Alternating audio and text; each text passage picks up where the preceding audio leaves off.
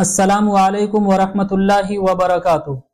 मेरे अजीज भाइयों और बहनों, हम में से अक्सर के माइंड में ये क्वेश्चन आता है कि शादी के बाद औरतें मोटी और मर्द कमजोर क्यों हो जाता है। तो आज मैं इन्हीं बातों को क्लियर करूंगा। बस प्लीज प्लीज 100 बार प्लीज गुजारिश है आपसे कि वीडियो मुकम्मल कंप्लीट देखिए। तो आइए इस टॉपिक को शुरू करते हैं। औरत और मर्द दोनों की जिंदगी शादी से पहले बिल्कुल अलग होती है।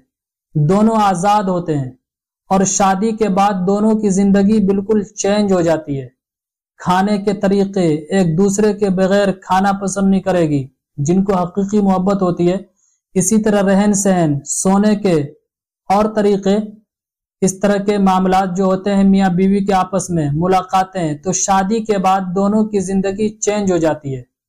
अब जब मियाँ बीवी के आपस में मुलाकातें होती है तो उस मुलाकात में शौहर जो होते हैं उनके अंदर खून मनी की शक्ल में तैयार होता है, जिसे स्पर्म कहा जाता है। तो वो स्पर्म निकलता रहता है और तैयार भी होते रहता है। साइंस कहती है मर्द के अंदर स्पर्म निकलने की ताकत कुएं की तरह है। कुएं से चाहे जितनी मर्तबा पानी निकाल लो, ऐसे ही मर्द चाहे जितनी मर्तबा मुलाकातें करे स्पर्म जरूर निकलेगा।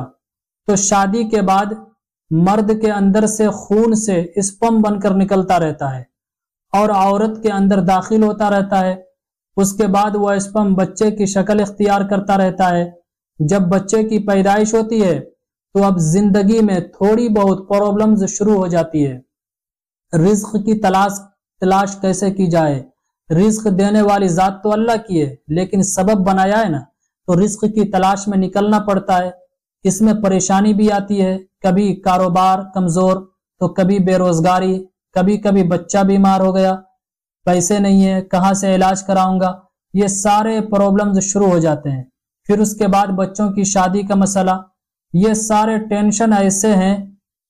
ऐसा नहीं है कि ये टेंशन औरत को नहीं होती है, औरत को भी होती है, लेकिन मर्द को ज्यादा होता है।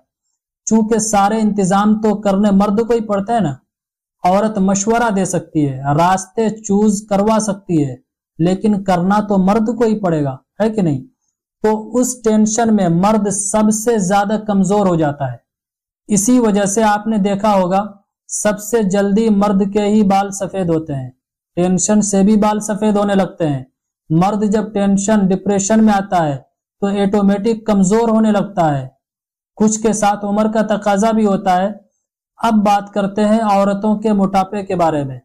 तो औरत को उसके मोटा होने के और भी कारण हो सकते हैं, लेकिन मैं 2 वजह बताता हूँ। औरत को चूंकि हाउस वाइफ कहा गया है, वो घरेलू काम को संभालती है, घर के बाहर मजदूरी करने वाला काम नहीं करती है। बर्तन धोना, खाना पकाती है, खाना खाती है, खिलाती है, कुछ साफ सफाई, उसके बाद सोने का काम। शादी के बाद ज्यादा से ज्यादा यही काम होता है। तो घर में रहने से वर्जिश नहीं कर पाती है, जो सेहत के लिए बहुत इंपॉर्टेंट है। हालांकि अगर कोई चाहे तो घर में भी वर्जिश कर सकती है, कुछ करती भी है, लेकिन अक्सर औरतें नहीं कर पाती हैं। तो जब वर्जिश नहीं होती है तो आहिस्ता आहिस्ता नस भी जाम होने लगता है, जिनकी वजह से गोश्त जमा होना शुरू हो जाता है, जिससे कुछ दिनों में मोटापा आ जाता है। चूंकि शादी के बाद शौहर की इजाजत के बगैर कहीं जा भी नहीं सकती है, ठीक है, परमिशन नहीं मिलती है या जो भी वजह हो। और शादी से पहले सेहत इसलिए भी ठीक रहती है क्योंकि नो टेंशन घूमती रहती है, सहेलियों के साथ, अम्मी अब्बू भाई बहन के साथ, खेतों में, रिश्तेदारों में या दूसरी जगह, है कि नहीं। ये एक वजह हुई।